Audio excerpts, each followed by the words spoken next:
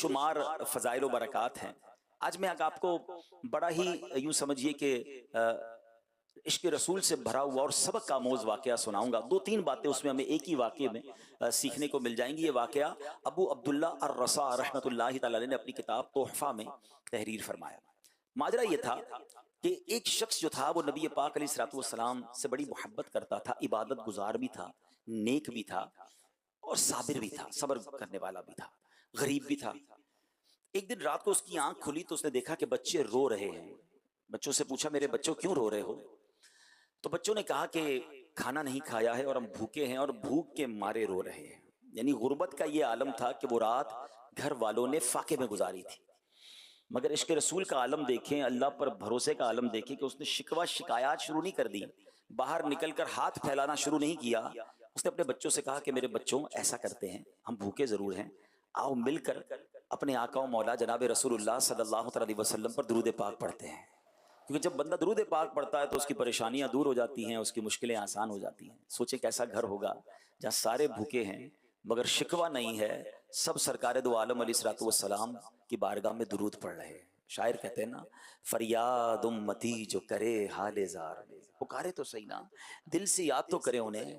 فریاد امتی جو کرے حال زار میں، ممکن نہیں کہ خیر بشر کو خبر نہ ہو. واللہ وہ سن لیں گے، فریاد کو پہنچیں گے. اتنا بھی تو ہو کوئی جو آہ کرے دل سے. دل سے پکارا انہوں نے، درود پڑھتے رہے. پڑھتے پڑھتے آنکھ لگ گئی، آنکھیں بد ہوئیں مگر قسمت جاگ اٹھی. خواب میں سرکار دو عالم صلی اللہ علیہ وسلم کی زیارت ہوئی اور آقا علیہ الصلوۃ والسلام نے فرمایا کہ فلاں فلاں شخص کے پاس جاؤ، اس کو کہنا کہ جو تمہیں اللہ نے مال دیا ہے اس میں سے میری مدد کرو، اور سنو ہمارے نبی علیہ السلام نے تمہیں سلام کہا اور فرمایا جو تمہارے لیے دعا تھی نا وہ قبول ہو گئی ہے.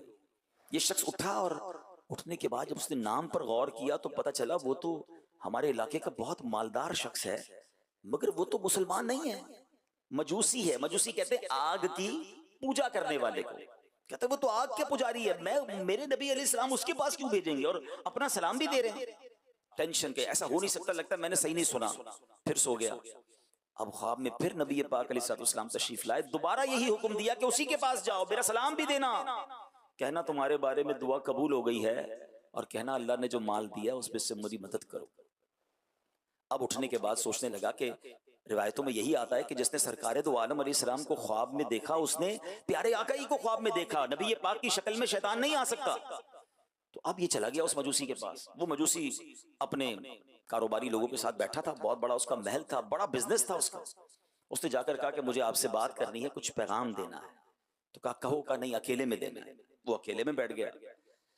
کہا میں مسلمان ہوں اور ہمارے آقا ہمارے نبی آخری نبی صلی اللہ علیہ وسلم نے آپ کو سلام دیا ہے اور فرمایا ہے کہ تمہارے بارے میں جو دعا ہے وہ قبول ہو گئی ہے اور میں غریب ہوں، پریشان ہوں. نبی پاک نے یہ بھی فرمایا کہ آپ میری مدد کریں گے.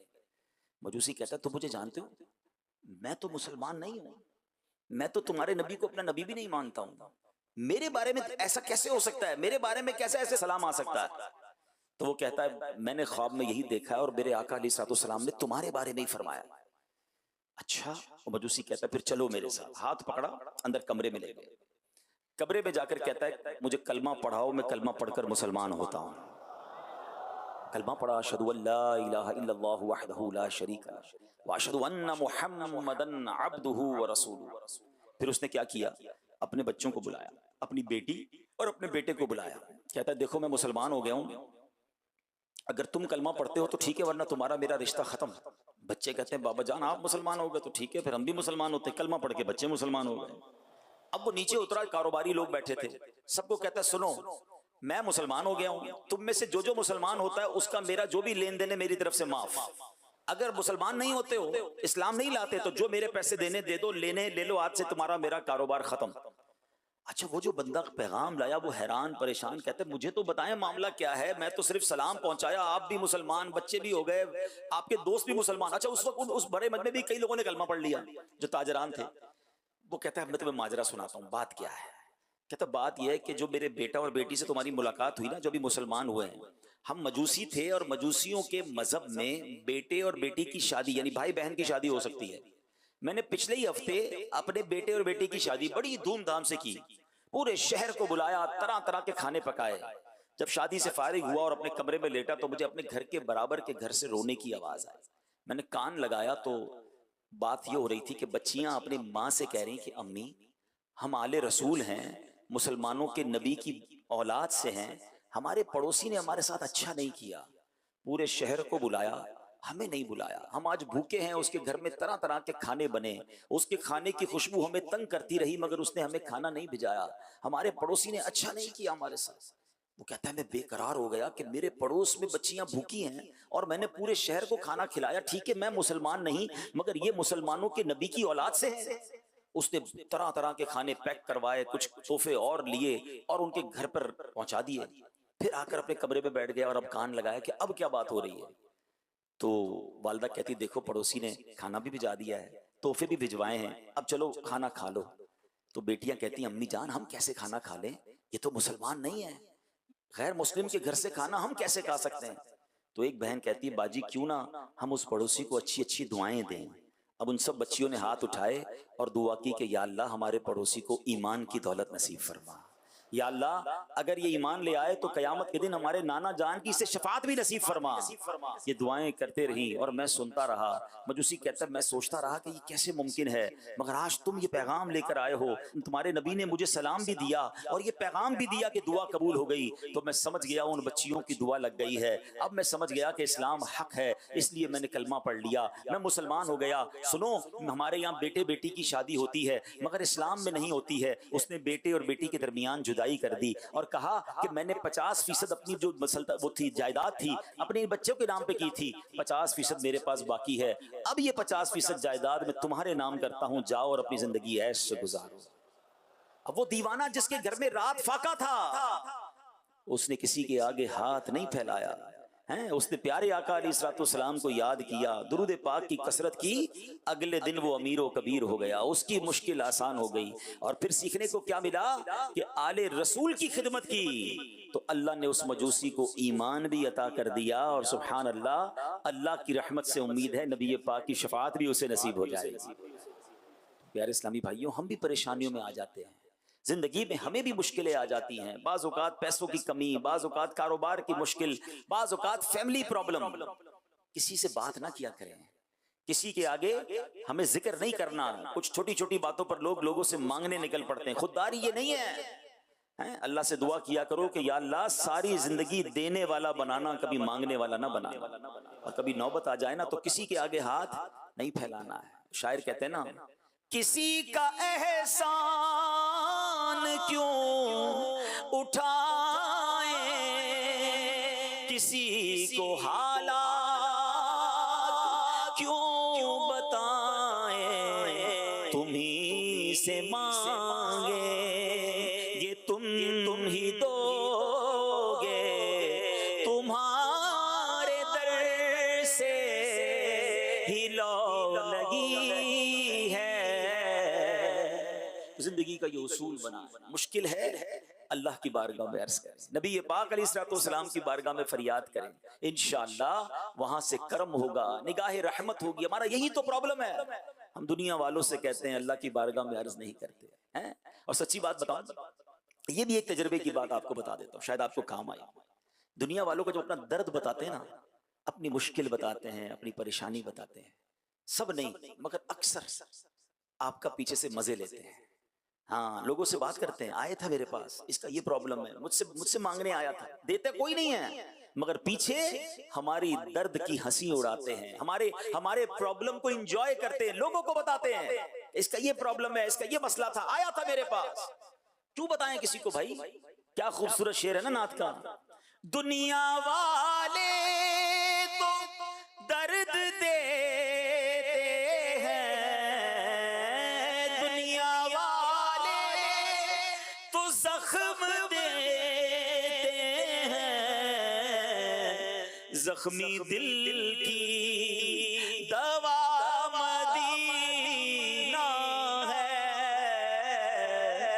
درد دل کی دوا مدینہ ہے. میں اپنے آقا سے عرض کروں وہ ہے نا، کرم کرنے کے لیے ہیں، مجھے کیا ضرورت ہے کسی اور سے بات کرنے کی؟ تو کاش ہمیں یہ بات سمجھ آ جائے، دکھوں نے تم کو جو گھیرا ہو تو درود پڑھو، جو حاضری کی تمنا ہو تو درود پڑھو۔ تو ہمیں ایسا ذمہ دار، اگر ہم ذمہ دار ہیں تو ہمیں تو مزید خودداری آنی چاہیے، اپنے پرابلم دوسروں سے ڈسکس نہیں کرنے، اپنے مسائل امداد مانگنے۔ ہم کسی کے آگے اس طرح کیوں بات کریں کہ میرا یہ پرابلم ہے؟ اگر واقعی آپ نے دعوت اسلامی کا کام کرنا ہے تو آپ کے اندر زبردست خودداری ہونی چاہیے۔ ہاں انشاءاللہ، کیونکہ امیر اہل سنت کا کمال کا جملہ ہے، دینے والے جو ہے نا نارملی وہ واہ کر کے نہیں آہ کر کے دیتے، کوئی مدد کر بھی دے نا اس کے بعد اس نے سبھی کو جتانا ہے۔ تو ایک مبلغ کو بڑا مضبوط رہنا ہے، خودداری اختیار کرنی ہے، انشاءاللہ اس سے آپ کی عزتوں میں اضافہ ہوگا۔ ہم نے دیکھا اپنی آنکھوں سے، میں نے تو دیکھا ہے کہ امیر اہل سنت کی بارگاہ میں لاکھوں لاکھ کیش، چیک کی صورت میں، لاکھوں کیش کی صورت میں، چیک کی صورت میں لوگ لے کر آئے کہ حضور آپ کے لیے ہے۔ آپ نے فرمایا مجھے نہیں چاہیے، دعوت اسلامی کو دینا ہے تو دے دو، مجھے تمہارا ایک روپیہ بھی نہیں چاہیے۔ آج کیوں دنیا ان کی دیوانی ہے، بڑے بڑے گن گاتے ہیں ان کے ستھرے کردار کے، کچھ تو ہے نا۔ تو خودداری آپ کی عزتوں میں اضافہ کرتی ہے۔ تو کاش یہ بات سمجھ آ جائے، آپ درود پاک کی کثرت کریں، دعا کی کثرت کریں، آپ کے بگڑے کام آپ کی آنکھوں کے سامنے بنیں گے، ایسے بنیں گے کہ آپ حیران ہو جائیں گے۔ لیکن پہلے وہ یقین، وہ اعتقاد اپنے اندر لائیے۔ اور دوسرا اس واقعے سے سیکھنے کو جو ملا کہ اہل بیت آل رسول کی خدمت، الحمدللہ قربان جائیے قبلہ شیخ طریقت بانی دعوت اسلامی امیر اہل سنت کی تعلیمات پر آپ نے بار بار مدنی مذاکروں میں یہ بات فرمائی کہ آل رسول کی خدمت کریں، جن کے نانا جان کا صدقہ کھاتے ہیں ان کی خدمت کریں۔ بلکہ آپ نے تو سبحان اللہ پچھلے دنوں ایک بڑی کمال کی بات فرمائی کہ اپنی کمائی کا کچھ حصہ مختص کر دیں، 1%، 2% جتنا کر سکتے ہیں، اللہ زیادہ دے زیادہ کر دیں، اور وہ آل رسول کی خدمت پہ خرچ کریں، سید صاحبان کی خدمت پر خرچ کریں۔ پھر دیکھیں نبی پاک علیہ الصلوۃ والسلام کا کیسا فیضان نصیب ہوتا ہے۔ بلکہ مجھے یاد ہے، میرا خیال اس بات کو اب 6-8 مہینے ہو گئے، ایک بدری مذاکرے میں تو ایک کمال کیفیت میں تھے امیر اہل سنت، میں نے اپنی زندگی میں کم ایسی کیفیت میں امیر اہل سنت کو دیکھا۔ اس طرح کے الفاظ نارملی آپ ادا نہیں فرماتے، مگر آپ نے کیا فرمایا کہ جو آل رسول کی کسی بھی سید، غریب سید کی ماہانہ 12,000 روپے، جو مجھے یاد ہے الفاظ، 1 سال تک 12,000 ہر مہینے کسی سید صاحب کی خدمت کرے، اور اپنے والدین کے لیے کہا کہ میرے والدین کو بھی اس کا ایصال کر دے، اگر قیامت کے دن مجھے کوئی مرتبہ ملا تو میں اس کو اپنے ساتھ جنت میں لے جاؤں گا۔ یہ امیر اہل سنت کے الفاظ تھے، اور مجھے اچھی طرح یاد ہے کہ اس دن کے بعد سے کئی اسلامی بھائیوں نے ملک اور بیرون ملک میں سید خاندانوں کی خدمت شروع کر دی کہ اللہ اس دعا کا صدقہ عطا فرما دے۔ ویسے ہی نبی پاک کی طرف سے برکت ملے گی کہ آقا علیہ الصلوۃ والسلام کی آل کی غریب سید زادوں کی خدمت۔ تو اے میرے پیارے اسلامی بھائیوں، دعوت اسلامی ہمیں سید صاحبان اہل بیت سے محبت کا درس دیتی ہے، کمال کی تحریک ہے، صحابہ کی محبت کے جام بھی پلاتی ہے، اہل بیت اور آل رسول سے محبت کا درس بھی دیتی ہے۔ سبحان اللہ۔ اور یہ جو سید صاحبان ہوتے ہیں اس کا ادب کیوں نہ کریں؟ بریلی کے تاجدار کیا کہتے ہیں؟ تیری نسل پاک میں ہے بچہ بچہ نور کا، تیری نسل پاک میں ہے بچہ بچہ نور کا، تو ہے عین نور تیرا سب گھرانہ۔ تو انشاءاللہ سید صاحبان کی بھی خدمت کریں گے انشاءاللہ۔ آئیے مل کر محبت سے درود پاک پڑھ لیں، صلو علی الحبیب صلی اللہ تعالی علی محمد صلی اللہ علیہ وسلم۔ میرے پیارے اسلامی بھائیوں، آئیے چلتے ہیں اسلام کے اولین دور کی طرف، جب سرکار دو عالم صلی اللہ تعالی علیہ وسلم نے اعلان نبوت فرمایا۔ پہلا جو دور تھا وہ 3 برس کا دور تھا، بڑی رازداری کے ساتھ، بڑے پوشیدہ انداز میں نبی پاک اسلام کی دعوت دیتے رہے۔ عورتوں میں سب سے پہلے حضرت خدیجہ رضی اللہ تعالیٰ عنہ ایمان لاتی ہے، حضرت ابو بکر صدیق رضی اللہ تعالیٰ عنہ مردوں میں سب سے پہلے ایمان لاتے ہیں، لڑکوں میں، نوجوانوں میں سب سے پہلے مولا علی شیر خدا کرم اللہ تعالیٰ وجہ الکریم ایمان لاتے ہیں، غلاموں میں سب سے پہلے زید بن حارثہ رضی اللہ تعالیٰ عنہ ایمان لاتے ہیں، پھر سیدنا ابو بکر صدیق رضی اللہ عنہ کی دعوت و تبلیغ سے سیدنا عثمان غنی، حضرت زبیر بن العوام، حضرت عبد الرحمن بن عوف، حضرت سعد بن ابی وقاص، حضرت طلحہ بن عبید اللہ رضی اللہ عنہ بھی جلد ہی ایمان لے آتے ہیں۔ واضح رہے کہ جو سب سے پہلے ایمان لائے نا، ان کو سابقین الاولین، سابقین اولین کے لقب سے سرفراز فرمایا گیا۔ ان کی فہرستوں پر جب نظر دوڑائیں تو پتہ چلتا ہے جو سب سے پہلے اسلام لائے نا وہ پہلے ہی نیک طبعہ تھے، اچھی سیرت والے تھے. کفار مکہ کے شرک و بت پرستی اور مشرکانہ جو رسوم تھی، جاہلیت کی جو رسوم تھی، وہ اس سے متنفر اور بیزار تھے. چنانچہ نبی برحق کے دامن میں دین حق کی تجلی دیکھتے ہی یہ نیک بخت لوگ پروانوں کی طرح شمع نبوت پر نثار ہونے لگے اور مشرف با اسلام ہو گئے. اب دوسرا دور آیا.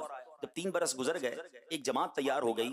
اس کے بعد اللہ تعالیٰ نے نبی پاک علیہ السلام سے پر سورہ شعراء کی آیت وَأَنذِرْ عَشِيرَتَكَ الْأَقْرَبِينَ نازل فرمائی، اور خدا بند تعالیٰ کا حکم ہوا کہ اے محبوب اب اپنے قریبی خاندان والوں کو اللہ سے ڈرائیے. تو نبی پاک علیہ السلام نے کوہ صفا کی چوٹی پر چڑھ کر قریش کے لوگوں سے فرمایا تھا.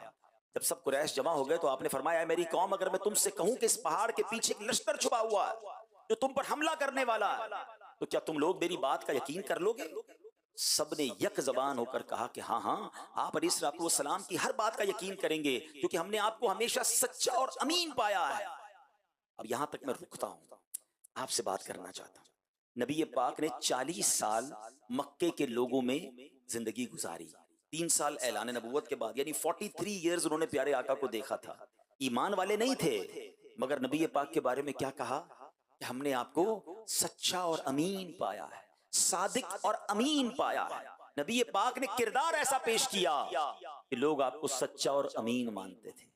میں ہم سب ایک دوسرے کے بارے میں غور کریں، اپنے بارے میں غور کریں. مجھے مدنی چینل کے ناظرین سے بھی میرا یہ سوال ہے، میرے آقا کی سچائی اور امانت کا غیر مسلم بھی اقرار کریں.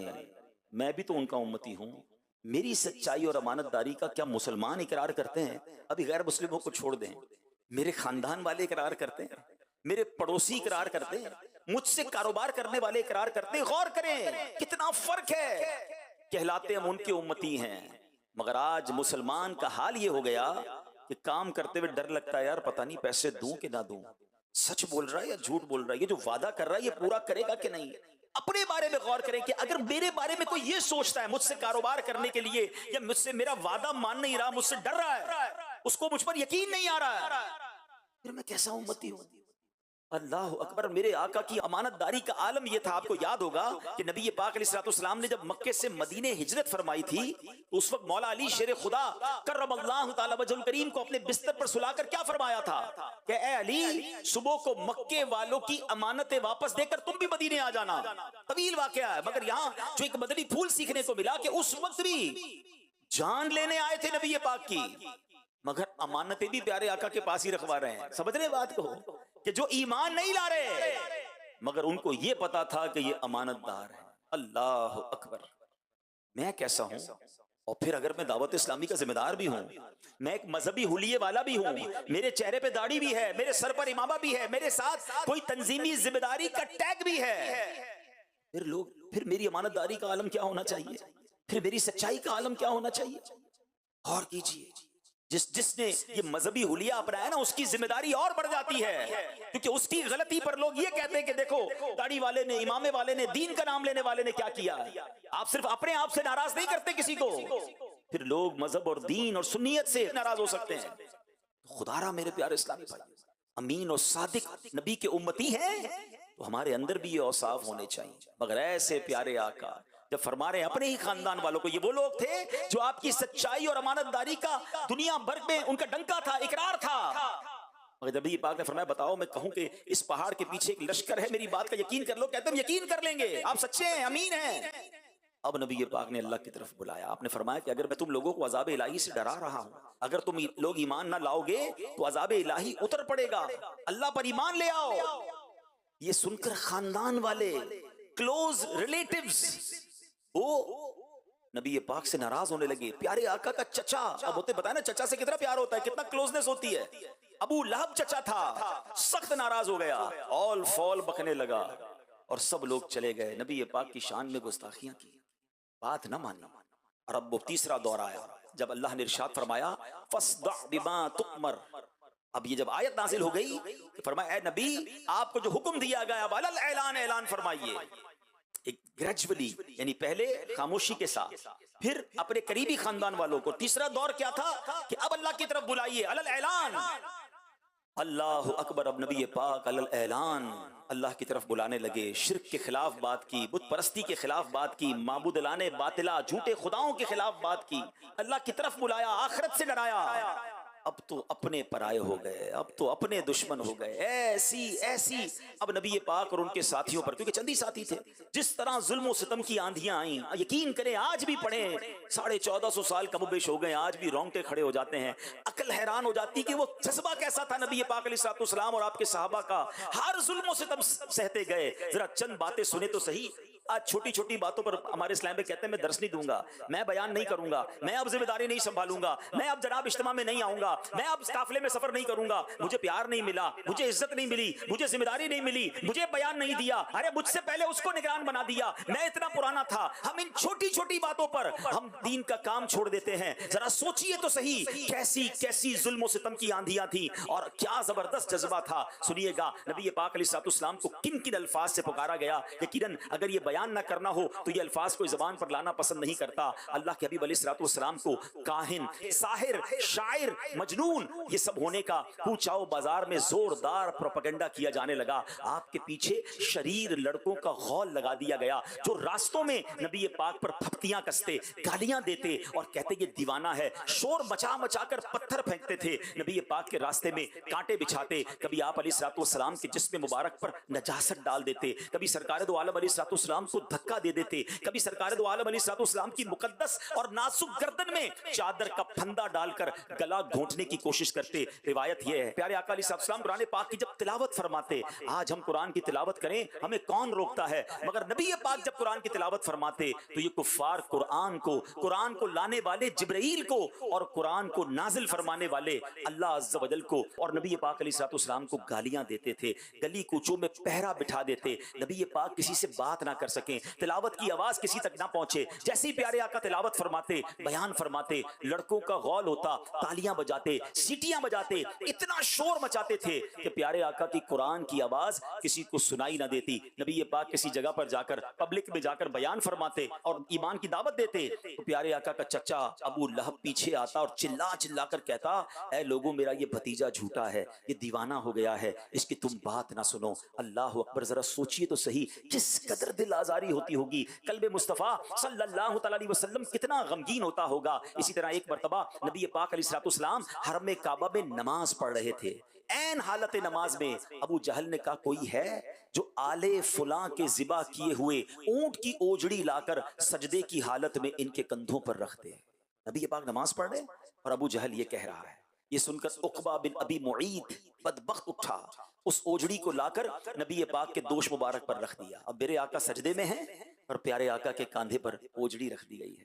اللہ اکبر، ذرا سوچئے اب یہ ظالم آس پاس کھڑے ہو کر ٹھٹھا مار کر ہنستے رہے، مارے ہنسی کے ایک دوسرے پر گرتے رہے۔ بی بی فاطمہ خاتون جنت رضی اللہ تعالیٰ عنہ کہیں دور تھیں، آپ کو خبر ملی، آپ کی عمر بھی چھوٹی تھی، آپ دوڑتی ہوئی آئیں، سب کو دور اٹھایا، پیارے آقا علیہ الصلوۃ والسلام کی مبارک کاندھے سے، نبی پاک جب سے سجدے میں ہیں آپ نے سجدے سے سر نہیں اٹھایا ہے، بی بی فاطمہ آ کر آپ نے اوجڑی اٹھائی، نبی پاک کے مبارک دوش سے پیارے آقا نے نماز کمپلیٹ کی۔ اب نبی پاک کے قلب اقدس کو اتنا غم پہنچا، اتنی تکلیف پہنچی کہ نبی پاک نے 3 مرتبہ یہ دعا مانگی، اللہم علیک بقریش، یعنی اے اللہ تو قریش کو اپنی گرفت میں لے لے۔ پھر ابو جہل، عتبہ بن ربیعہ، شیبہ بن ربیعہ، ولید بن عتبہ، امیہ بن خلف، عمارہ بن ولید کا نام لے کر دعا مانگی کہ الہی تو ان لوگوں کو اپنی گرفت میں لے لے۔ حضرت عبداللہ بن مسعود رضی اللہ عنہ فرماتے ہیں کہ خدا کی قسم میں نے ان سب کافروں کو جنگ بدر کے دن دیکھا کہ ان کی لاشیں زمین پر پڑی ہوئی ہیں، پھر ان سب کفار کی لاشوں کو نہایت ذلت کے ساتھ گھسیٹ کر بدر کے گھڑے میں ڈال دیا گیا، اور نبی پاک علیہ الصلوۃ والسلام نے فرمایا کہ ان گھڑے والوں پر خدا کی لعنت ہے۔ اللہ اکبر، ذرا سوچئے تو صحیح یہ کیسا دور تھا، اللہ کی طرف بلاتے تھے، نماز پڑھنا چاہتے تھے، سجدہ کرنا چاہتے تھے، اذان دینا چاہتے تھے، لوگوں کو قرآن سنانا چاہتے تھے، مگر کوئی سننے کے لیے تیار نہیں تھا، انہیں تکلیفیں دی جاتی تھیں۔ شاعر نے اس زمانے کے حالات کو اپنے اشعار میں کیسے قلم بند کیا، وہ لکھتے ہیں پیمبر دعوت اسلام دینے کو نکلتا تھا، پیمبر دعوت اسلام دینے کو نکلتا تھا، نوید راحت و آرام دینے کو نکلتا تھا، نکلتے تھے قریش اس راہ میں کانٹے بچھانے کو، وجود پاک پر 100 طرح کے ظلم ڈھانے کو۔ خدا کی بات سن کر مضحکے میں ٹال دیتے تھے، نبی کے جسم اطہر پر نجاست ڈال دیتے تھے، تمسخر کرتا تھا کوئی پتھر اٹھاتا تھا، کوئی توحید پر ہنستا تھا، کوئی منہ چڑھاتا تھا. قریشی مرد اٹھ کر راہ میں آوازیں کستے تھے. یہ ناپاکی کے چھرے چار جانب سے برستے تھے. کلام حق کو سن کر کوئی کہتا تھا شاعر ہے، کوئی کہتا تھا کاہن ہے، کوئی کہتا تھا ساحر ہے، مگر وہ منبع علم و حیا خاموش رہتا تھا. مگر وہ منبع علم و حیا خاموش رہتا تھا. دعائے خیر کرتا تھا، جفا و ظلم سہتا تھا. اے میرے پیارے اسلامی بھائیوں، آپ نے دیکھا کہ ہمارے پیارے آقا مکی مدنی مصطفیٰ صلی اللہ تعالی علیہ وسلم نے اسلام کی خاطر کیسی کیسی تکلیفیں اٹھائیں، کیسی سختیاں جھیلی. کاش ہمیں یہ بات سمجھ آ جائے کہ مشکلیں آئیں تو دین کا کام چھوڑنا نہیں ہوتا ہے، بلکہ مزید ہمت کے ساتھ آگے بڑھنا ہوتا ہے. یہ ایک ہی واقعہ نہیں ہے. شاب ابی طالب میں کیا ہوا تھا؟ اب جب 7واں سال ہو گیا، کفار قریش نے جب دیکھا کہ تعداد بڑھتی جا رہی ہے، حضرت حمزہ بھی ایمان لے آئے، حضرت عمر بھی ایمان لے آئے، یہ تو آگے بڑھتے جا رہے ہیں. پلان کیا کہ اب کسی طرح علل اعلانی جناب رسول اللہ صلی اللہ علیہ وسلم کو شہید کر دیا جائے. اب جب یہ خبر پہنچی نبی پاک کے چچا ابو طالب کو، تو انہوں نے بنی ہاشم اور بنی مطلب کو جمع کر کے کہا کہ ہمیں حضرت محمد صلی اللہ علیہ وسلم کے تحفظ کی خاطر اپنے شعب یعنی ایک گھاٹی پہاڑوں کے درمیان ایک جگہ ہوتی ہے، وہاں لیے چلتے ہیں. اور جب کفار کو پتا چلا کہ ایسا کیا ہے دو قبیلے والوں نے، بنی ہاشم نے اور بنی مطلب نے، کہ محمد صلی اللہ علیہ وسلم کو گویا پناہ بھی دے دی، تحفظ بھی دے دیا، تو اب انہوں نے کیا کیا کہ انہوں نے بھی ایک ایگریمنٹ لکھا کہ کوئی شخص ان سے کوئی تعلق نہیں رکھے گا، کوئی ان سے رشتہ ناتا نہیں ہوگا، کوئی چیز فروخت نہیں کی جائے گی. ایک معاہدہ لکھا اور کعبہ مشرفہ کے دروازے پر لٹکا دیا گیا کہ جب یہ بھوکے رہیں گے، ان کے پاس اناج نہیں پہنچے گا، تو آخر کار یہ اللہ کے نبی صلی اللہ علیہ وسلم کی حفاظت چھوڑ دیں گے اور پھر معاذ اللہ ہم انہیں قتل کر دیں گے. اللہ اکبر. میرے پیارے اسلامی بھائیوں، یہ سوشل بائیکاٹ ہو گیا. یعنی اب کوئی بھی وہاں سامان نہیں بیچ سکتا تھا. وہ ایک پہاڑ کے درے میں ایک گھاٹی میں قید ہو کر رہ گئے. کیسے حالات تھے سنو. شاعر کہتے ہیں بڑی سختی سے کرتے تھے قریش اس گھر کی نگرانی. بڑی سختی سے کرتے تھے قریش اس گھر کی نگرانی.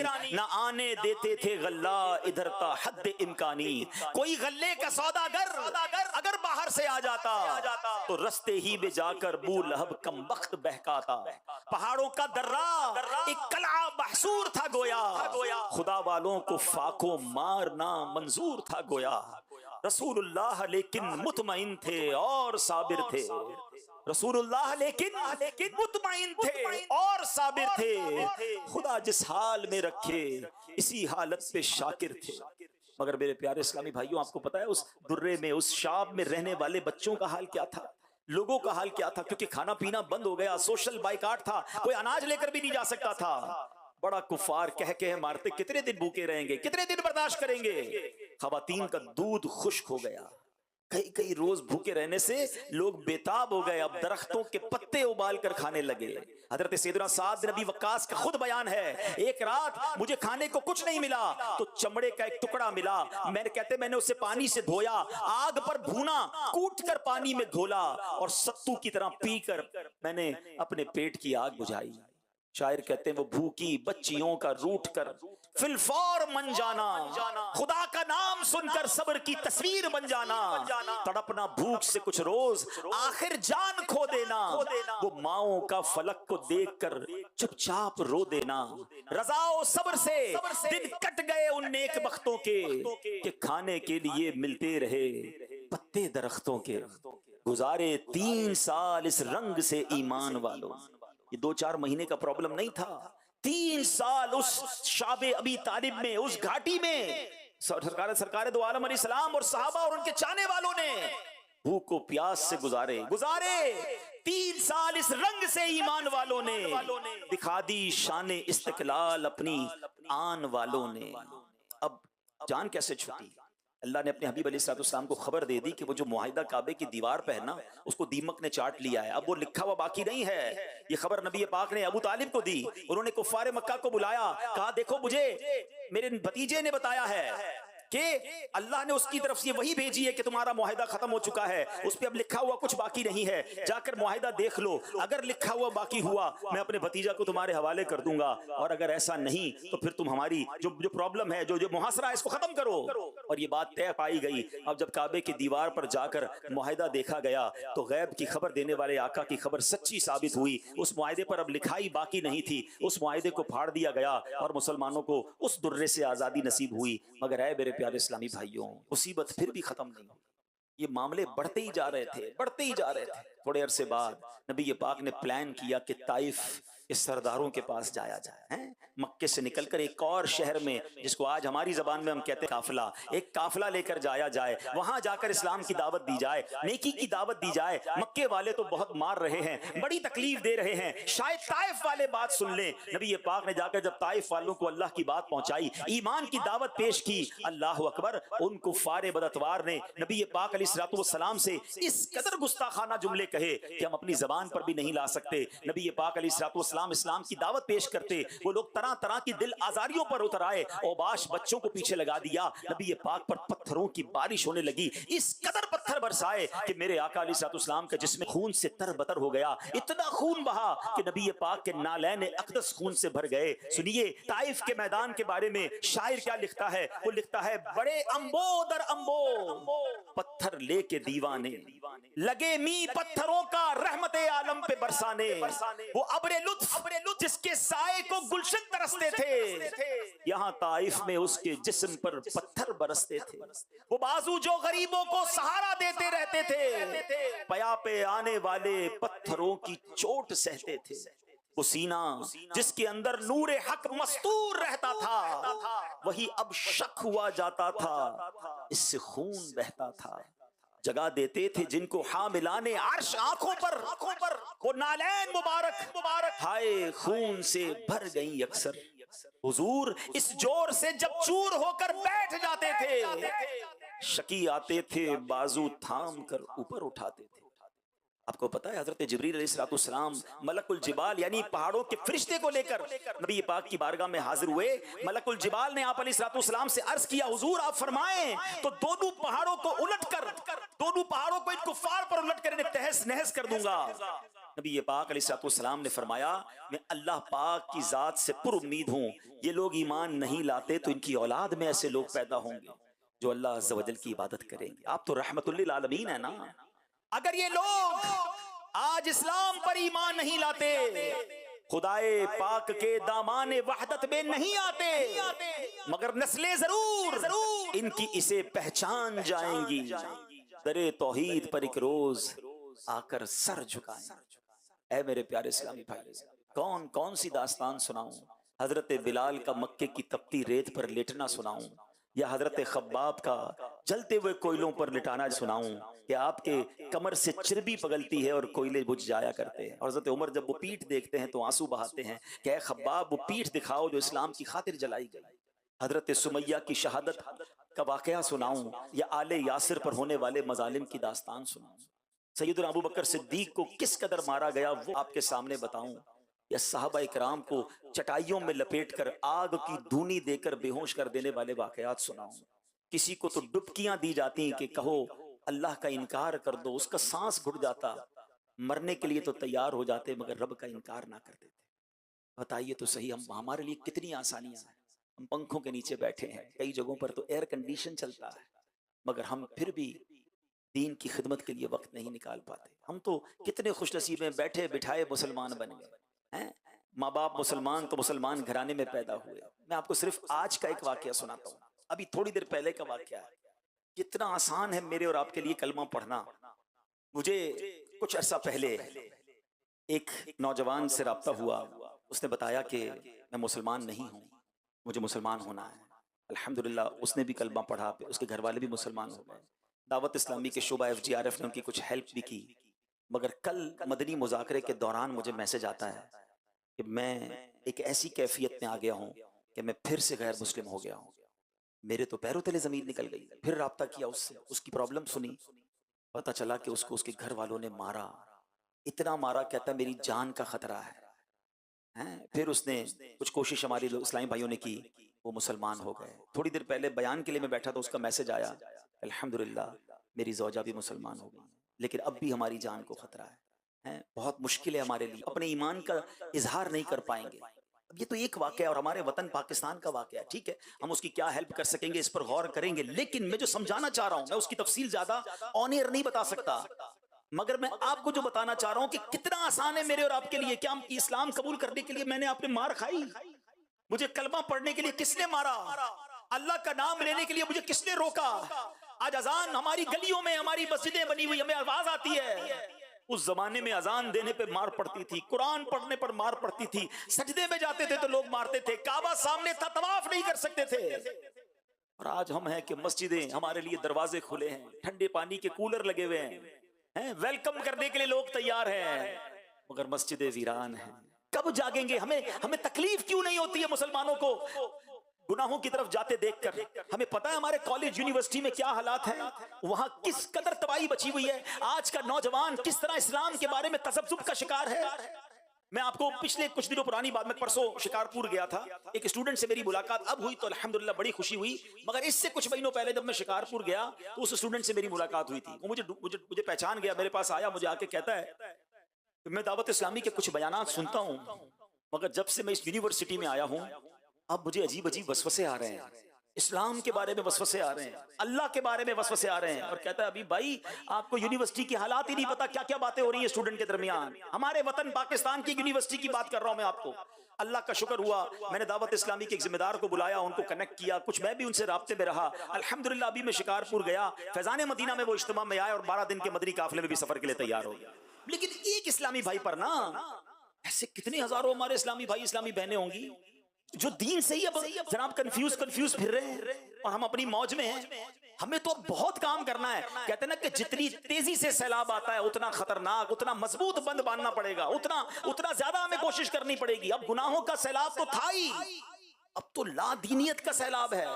اب تو ماد اللہ اسلام کے خلاف سازشیں ہو رہی ہیں, ہماری جو جڑ بنیاد ہے اس پر حملے ہو رہے ہیں, ختم نبوت جیسے عقیدے کو متزلزل کرنے کی کوشش کی جا رہی ہے. اللہ سلامت رکھے ہمارے پیر و مرشد کو کہ جب ایسے فتنے آتے ہیں تو دعوت اسلامی اس کے سامنے ایک سیسا پلائی ہوئی دیوار بنتی ہے. ٹھیک ہے, دعوت اسلامی کا ایک اپنا طریقہ ہے, اس کا ایک اپنا انداز ہے, ایک اپنی حکمت عملی ہے. ہر بات کا جواب ضروری نہیں ہوتا کہ ایک ہی انداز سے دیا جائے. اللہ اکبر, جب صحابہ کرام کے بارے میں عجیب و غریب باتیں پھیلانا شروع کر دی, پیر و مرشد نے, امیر اہل سنت نے کیا کمال کا ایک نعرہ دے دیا کہ اگر وہ نعرہ ہی بچے کی زبان پر چلا جائے تو ان کے ذہنوں سے, آنے والی نسلوں کے ذہنوں سے تصور نکل جائے گا کہ کبھی کسی صحابی کے بارے میں کوئی مائنس بات سنی ہی نہیں جا سکتی. کیسا نعرہ دیا, ہر صحابی نبی, ہر صحابی نبی.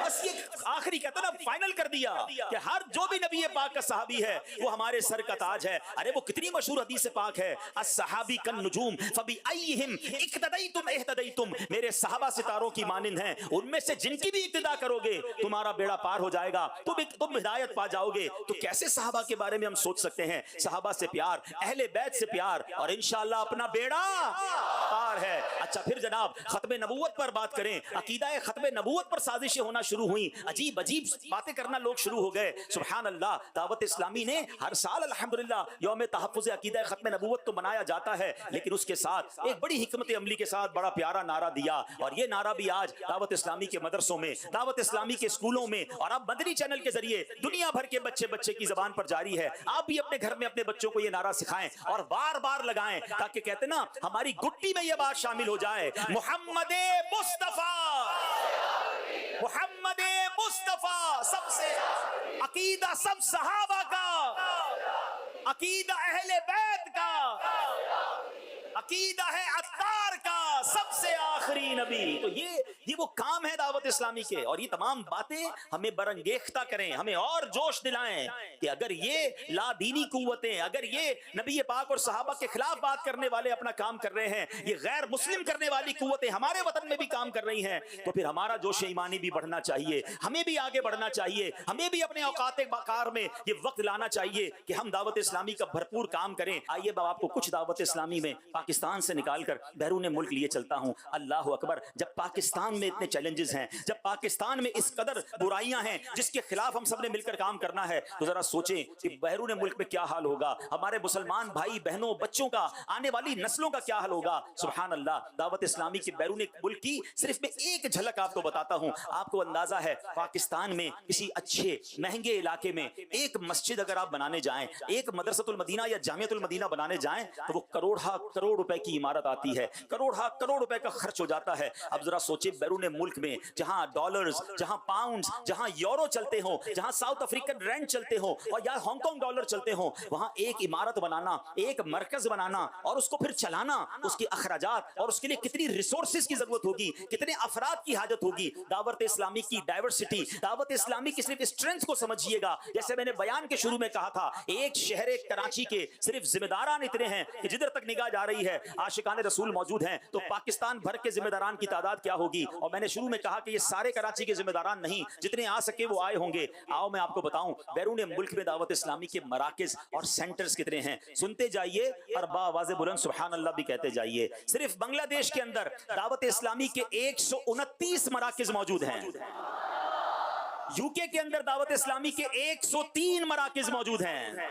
साउथ अफ्रीका के अंदर दावत इस्लामी के 43 इस्लामिक सेंटर्स मौजूद हैं। मोज़म्बिक अफ्रीका का मुल्क है जहां 31 मराकिज मौजूद हैं। स्पेन यूरोप के अंदर एक ही मुल्क के अंदर 25 दावत इस्लामी के मराकिज मौजूद हैं। इटली यूरोप का मुल्क है, वहां 20 मराकिज हैं। ग्रीस एक और यूरोप का मुल्क है, वहां 17 दावत इस्लामी के मराकिज हैं। United states of America America के अंदर दावत इस्लामी के 16 मराकिज हैं। हांगकांग जो एक शहर भी है वही एक मुल्क है, वहां दावत इस्लामी के 10 मराकिज मौजूद हैं। नाइजीरिया चलते हैं, अफ्रीकी मुल्क में 5 सेंटर्स मौजूद हैं। ऑस्ट्रेलिया के अंदर दावत इस्लामी के 6 मराकिज मौजूद हैं। इंडोनेशिया चलें, दावत इस्लामी के 10 इस्लामिक सेंटर्स मौजूद हैं। मलावी अफ्रीका का मुल्क है, 14 इस्लामिक सेंटर्स मौजूद हैं। कनाडा के अंदर दावत इस्लामी के 7 मराकिज हैं। साउथ कोरिया में दावत इस्लामी के 17 मराकिज मौजूद हैं। युगांडा में दावत इस्लामी के 7 मराकिज हैं। तुर्किया में दावत इस्लामी के अल्हम्दुलिल्लाह 5 मराकिज मौजूद हैं। तंजानिया में 5 मराकिज, अफ्रीका के मुल्क कीनिया में 10 मराकिज, श्रीलंका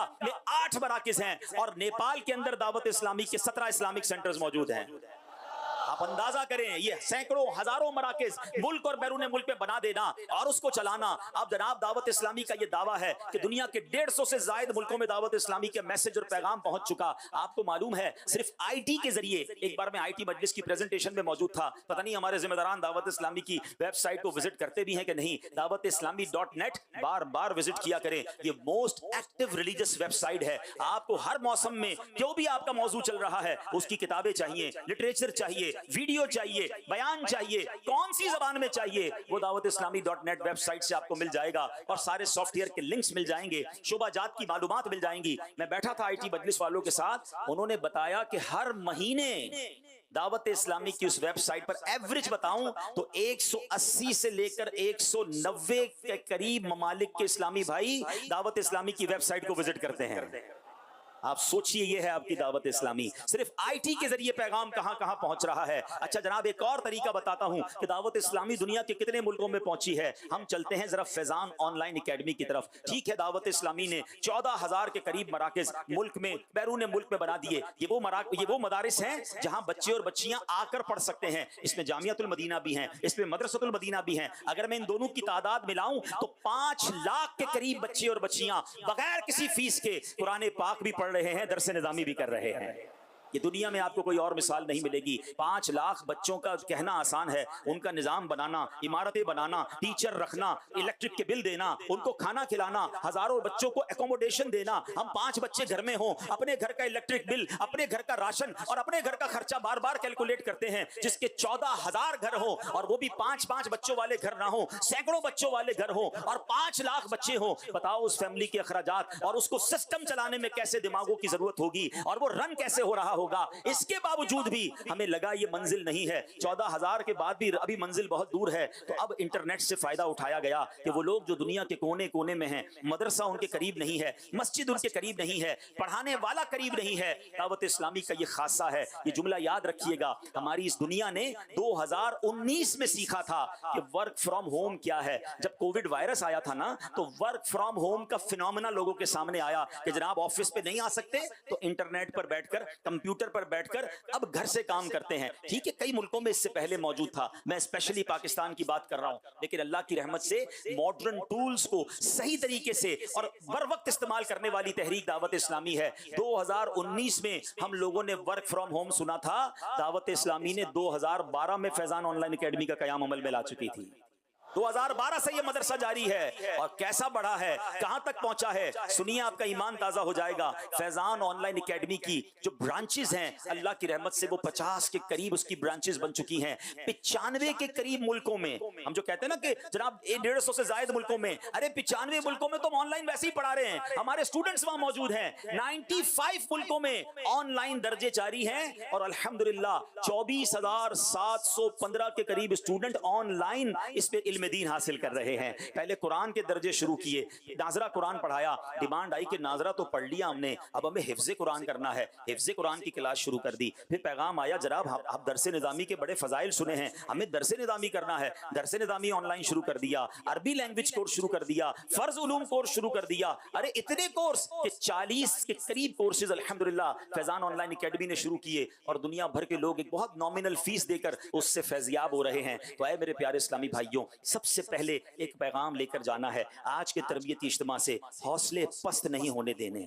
رکاوٹیں آئیں گی, ستانے والے آئیں گے, آپ کو آپ کے خلاف باتیں کرنے والے آئیں گے. ارے مخالفت تو نبی پاک علیہ الصلوۃ والسلام کی بھی ہوئی, صحابہ کی بھی ہوئی. اگر آپ دین کا کام کریں گے, آپ جناب عقیدہ ختم نبوت پر بات کریں گے, آپ صحابہ کرام کی عزت پر بات کریں گے, آپ غیر مسلموں کو اسلام لانے کی بات کریں گے. ارے دعوت اسلامی 20,000 سے زیادہ غیر مسلموں کو مسلمان کر چکی ہے, اور یہ فیضان جاری ہے. تو کیسے یہ قوتیں آپ کے خلاف بات نہیں کریں گی؟ مخالفت ہونی ہے, سوشل میڈیا پر بھی ہونی ہے, لوگ بھی بات کریں گے, مگر آپ کو پتا ہونا چاہیے کہ میری منزل کیا ہے, میرا مقصد کیا ہے. آئیے مل کر اپنا مدنی مقصد دہرائیے. ہمارا مدنی مقصد کیا ہے؟ مجھے اپنی اور ساری دنیا کے لوگوں کی اصلاح کی کوشش کرنی ہے انشاءاللہ عز و جل. تو اپنے مدنی مرکز سے جڑے رہیں, اپنے مقصد سے جڑے رہیں, اور بڑے دل کے ساتھ چھوٹی چھوٹی باتوں کو خاطر میں نہ لائیں, اور آگے بڑھیں. رب کریم سے دعا ہے, اللہ کریم ہم سب کو دعوت اسلامی کے مدنی ماحول پر استقامت عطا فرمائے, اپنے شہر میں بھی,